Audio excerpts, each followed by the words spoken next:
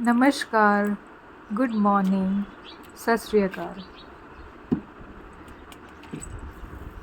आज इस वीडियो में मैं आप सबको ये दिखाने वाली हूँ कि मैं नर्सरी से कौन कौन से पौधे लेकर आई हूँ। जितने भी पौधे लेकर आओ नर्सरी से फिर भी मन तो बिल्कुल भी नहीं भरता है। क्या करें, ये दिल है कि मानता नहीं। मैं जितने भी पौधे ले आती हूँ 10 दिन बाद फिर मुझे एक क्रेविंग रहती है कि और पौधे लेकर आने हैं, क्योंकि सीज़न के हिसाब से हमें पौधे भी बदलने चाहिए। उसी हिसाब से मुझे लगता है कि मैं जल्दी से जल्दी अपना गार्डन विंटर के फ्लावरिंग प्लांट से भर लूँ, लेकिन अभी भी बहुत सारे प्लांट्स लाने बाकी है।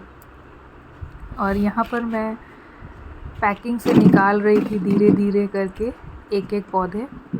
ये पौधे एक्चुअली नर्सरी तो नहीं है, लेकिन बर्धमान से आते हैं कुछ पौधे, और वो रोड साइड मेरे घर के कुछ दूरी पर ही है, लगभग 1-2 किलोमीटर की दूरी पर वो रोड पर बैठे रहते हैं और वो सेल करते हैं। हर एक पौधा 100 रुपीज़ से ऊपर का ही होता है। कुछ कुछ होते हैं जो 60-70 रुपये, 80 रुपये ऐसे होते हैं, लेकिन मैक्सिमम 120 रुपये, 150 रुपये, और जो बहुत ही महंगे होते हैं जैसे 250-250 रुपये के, तो वो अलग से रखते हैं।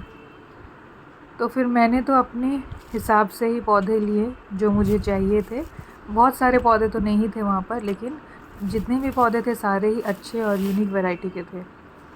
तो यहाँ सबसे पहले मैंने, क्योंकि ये पॉलीथीन में बंधे हुए थे, तो मैंने फिर एक एक करके निकाले।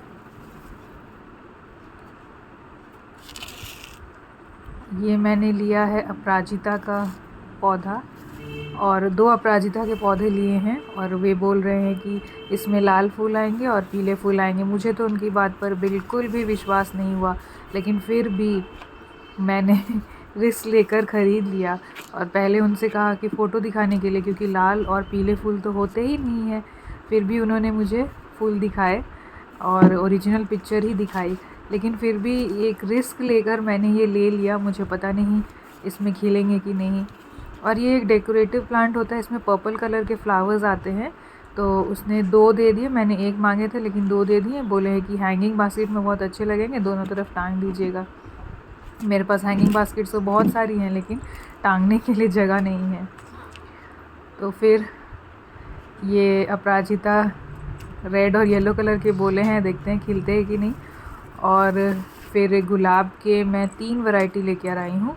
2 कलर तो कौन से बोले थे मैं भूल गई, वाइट और कुछ था, और एक तो रेड कलर का। उसमें इतनी खुशबू आ रही थी।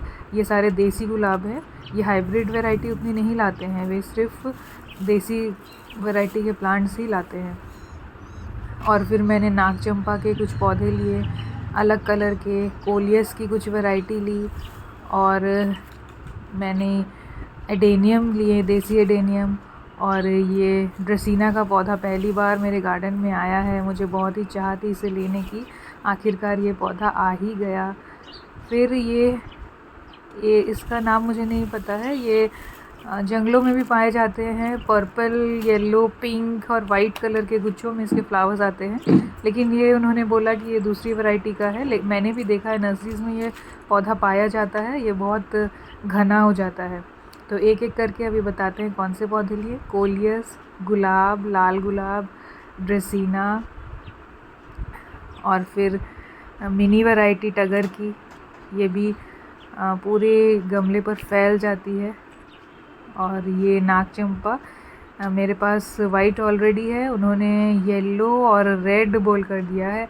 ये कोलियस, ये ग्रीन वाला भी मुझे लेने के लिए बहुत दिन से मन कर रहा था, तो मैंने ले लिया। गेंदा उन्होंने फ्री में दिया, इतने सारे पौधे लिए इसीलिए।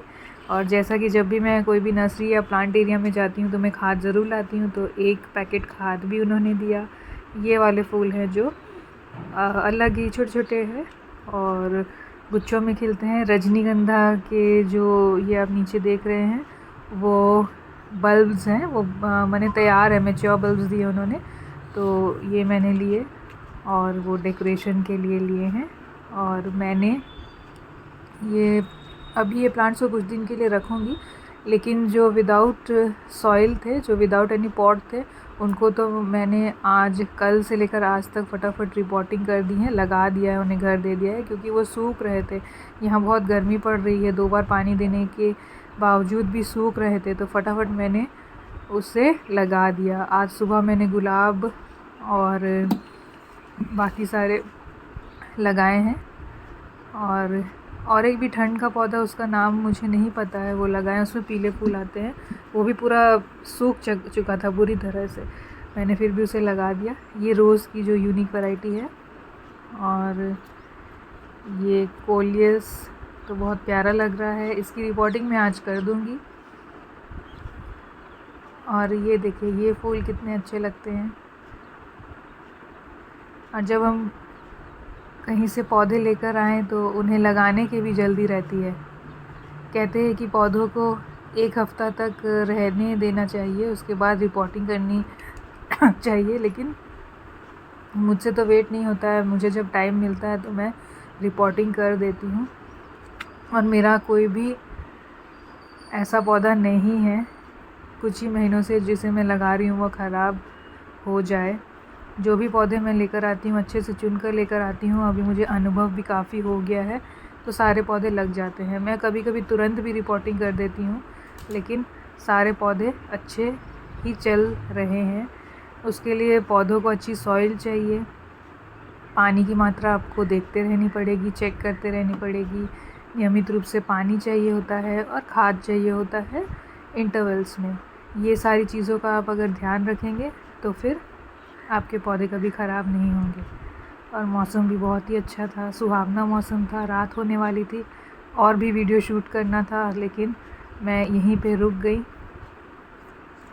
क्योंकि मुझे कुछ पता भी नहीं चल रहा था कि वीडियो अच्छे से शूट हो पा रहा है कि नहीं। ये देखिए, बहुत ही सुगंध देने वाला फ्लावर, रोज़ फ्लावर, इतनी सुगंध आ रही थी, और अलग ही तरीके का, अलग ही टाइप का मुझे लगा।